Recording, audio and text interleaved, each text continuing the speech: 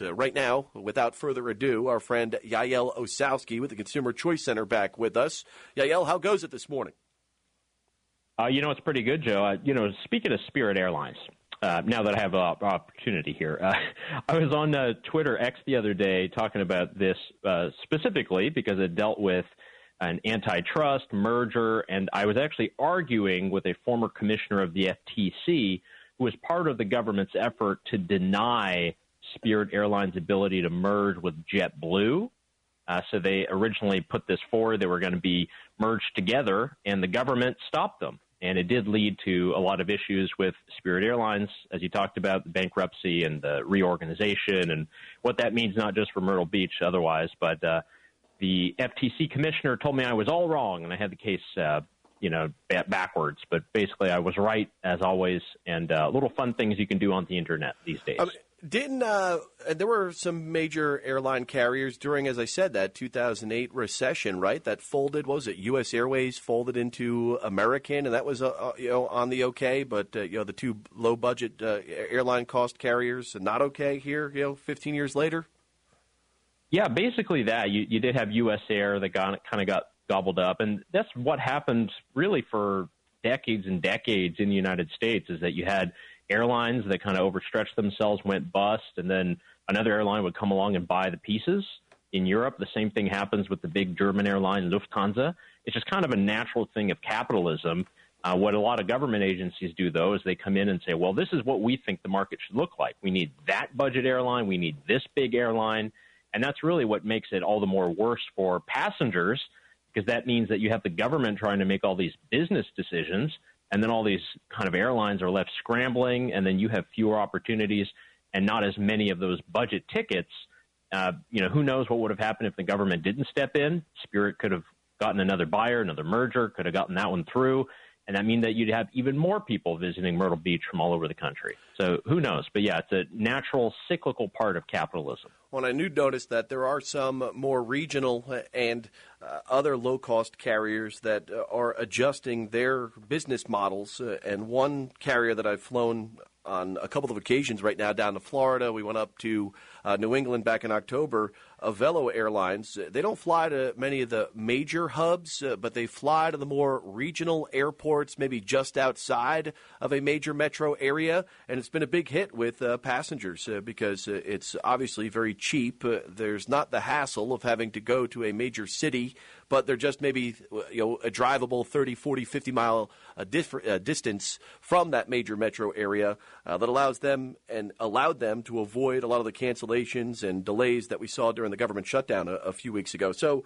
as we see the free market, when allowed to operate more freely, right, the business wins out, right, when the business models and business decision makers are making decisions that are the best for business and the most suitable for the consumer, i.e. the passenger. Yeah, and Velo Airlines is a great example, too, that they actually have flights to my hometown in North Carolina, Concord, and they can get you flights all the way up to Connecticut. You can get really close to New York City. You can go down to Florida, go down to the beach near Miami. It is a great model, and it's, again, mirroring what Ryanair offers in Europe. You don't always go to the best airport that's right in downtown, but you can find, a ticket for $60 or $70. And I think that's great, particularly for people of modest means who still want to be able to travel and take vacations. A lot of times, innovation is there. They're leading the way. We just got to be sure we can have these options. Oftentimes, though, governments are trying to stop them, and sometimes on behalf of competitors who love to, have you pay $400 to fly, 200 miles. And one of those lobbying efforts looked like, in places like Washington, D.C., twisting the arms of the regulators to prevent competition, right? You highlighted that U.S. Airways merged with American during that time. What was it? Also, Continental merged with United Airlines. How was that better? I'm from the government. I'm here to help, right? Yeah, and look, this is the stuff. You're going to have airlines fail. Remember Pan Am, that was this huge thing, and they lost money. And you just have other airlines that come along, buy the parts. They can run it more efficiently and find a better way to doing it. Most of our airlines nowadays are actually doing pretty swimmingly. They have pretty good profits, but that's only because they figured out how to make the credit card game, how to get people using miles, how to use status. So they've actually turned stuff a lot around since 2008, and they've had to become innovative. And those that did have done a very good job, and those who haven't, well, no, we can read that in the news. As you mentioned before, you've got family, of course. Your immediate family lives just outside of Charlotte in Concord, and you have a family tree that has had a history in the sport of NASCAR. And NASCAR was actually front and center yesterday in a federal antitrust trial with Michael Jordan in attendance. Denny Hamlin was the first person to take the stand yesterday. Jury of 9 was seated to hear allegations that the stock car series is a monopolistic bully that leaves its teams no option but to comply with the rules and financing they don't agree with. What's all at stake here?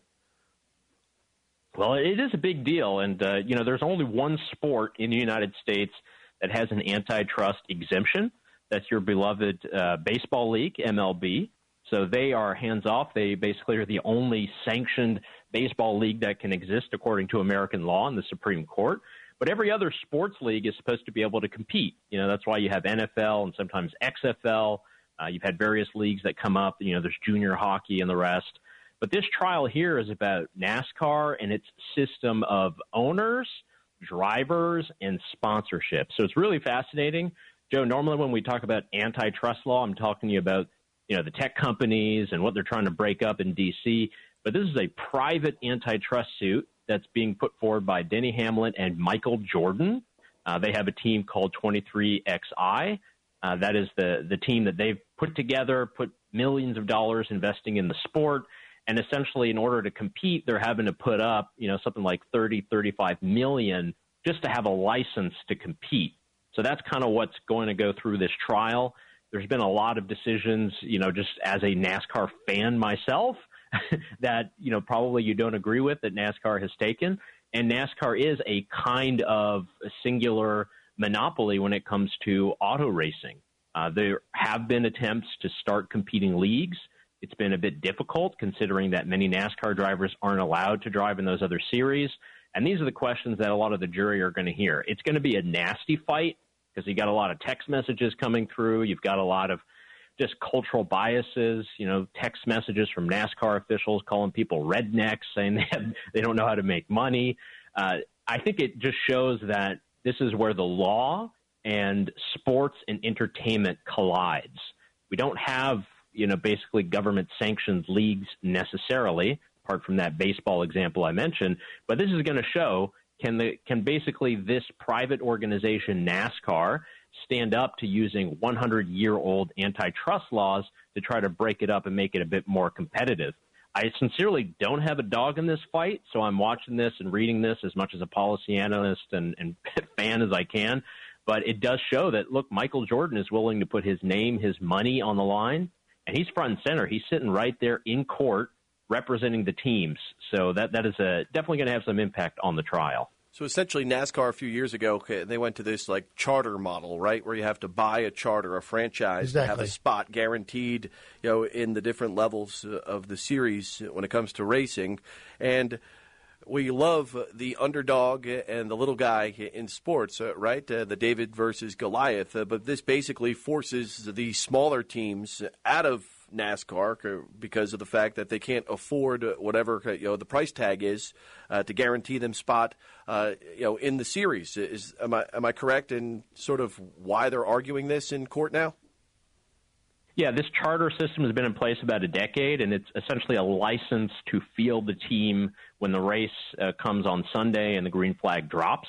It never used to be like this. It used to be just, hey, look, we got 43 spots. If you got a car, if it passes the tests, then you're in. But NASCAR moved towards a different model with this charter system, this license system, and to really try to lock in the investment from the teams and then also for the sponsors. And that's why you kind of had a lot of contention about this, because you're limited in how many charters one single company can own. They can only field 2 cars, 3 cars, 4 cars. Who gets access to the charter if a team folds? All of that has not really been figured out just yet. So that's why Michael Jordan's team with Denny Hamlin, they would like to purchase an additional car and be able to race, but they're not really able to because they're limited in those slots. So that's what this whole thing is about. Again, it's very complicated because you're talking about an internal sporting body and their private rules. But we're going to see if they're going to be able to use some of the governmental law and antitrust statutes to try to break it up. It's definitely fascinating, but as you can tell, it's a lot about sponsorship, it's a lot about money, and it's a lot about whether or not the sport is open to different types of competition. Talking with Yaël Ossowski of the Consumer Choice Center at consumerchoicecenter.org. As we're heading towards the tail end of the year, obviously up in D.C., there's all this talk about the Obama COVID-era subsidies that are getting ready to expire pertaining to the Affordable Care Act, otherwise known as Obamacare, the Unaffordable Care Act. Premiums have been on the rise. Okay, we can keep your doctor and the same policy. We all know that has worked out over the last 10, 12, or 15 or so years, wherever we're at right now, once that legislation was passed. You're hearing, whispers from the Trump administration. There's framework here. It has not been released. They've kind of backpedaled on all this. What are the prospects for health reform by the end of the calendar year here in just 30 days or so?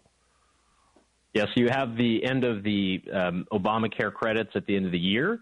There's definitely a lot of muscle moving on both Republican and Democratic sides to get some kind of language together. Look, there's not going to be any big plan, right? There's probably going to be a couple of things that'll be introduced via a tax bill that will expand health savings accounts, which we think is a good idea. But I really got a feel for anybody who is on the Obamacare plans.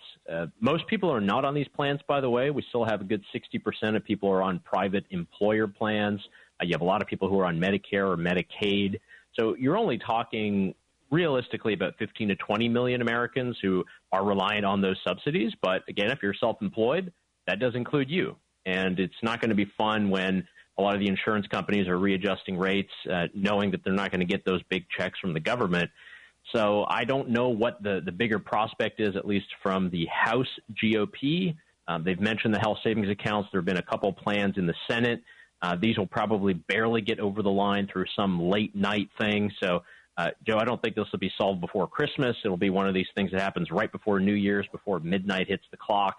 But, yeah, it'll probably be some kind of tax-deferred payment scheme, some kind of way that you're able to use your own money and deduct that from other premiums.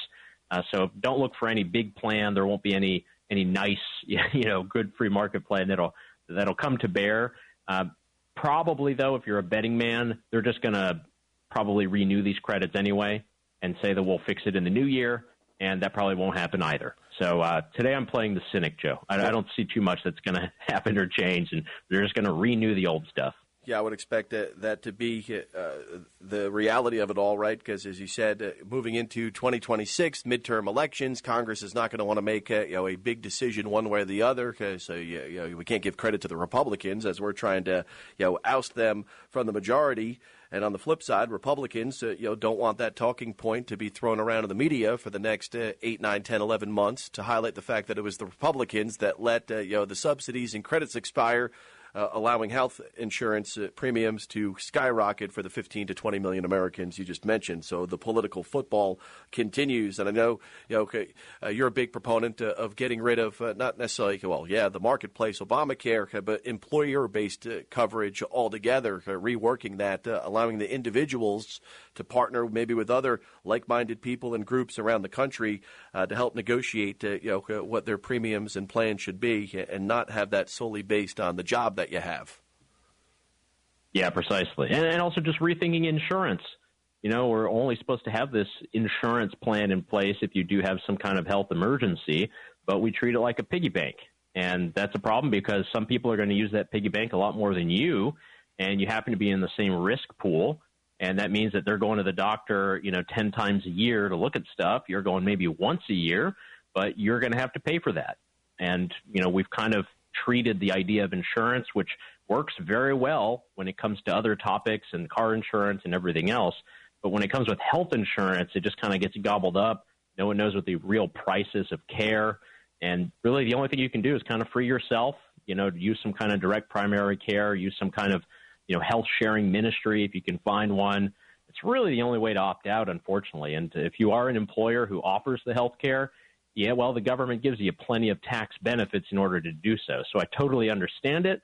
But, at least your Consumer Choice Center, we practice what we preach. You just pay people more and they can choose their own health care plans. If only everyone did it that way. Well, we're going to find out today, actually, at 2 o'clock, because we have a company-wide meeting to learn more about what our health insurance will look like, company-wide, moving into 2026. And I know I'll be speaking with our friend Eric Wilson from iCell Health. He offers a number of different policies through what he calls a freedom of choice plan. He'll be with us on Friday to highlight some of those opportunities for you to take advantage of. Yaël Ossowski with the Consumer Choice Center, he made a great analogy a couple weeks ago when we were talking about health insurance, saying, hey, look at it in the way in which you pay for car insurance, right? You pay for car insurance in the event that you get into a wreck, an accident. You don't pay car insurance to replace your brakes or your windshield wipers. And that is the way, the approach that he feels we should go when it comes to your health insurance coverage. This conversation going nowhere fast, but as always, clearing the air and providing great perspective and insight as always. Yaël Ossowski at the Consumer Choice Center. We'll get up with him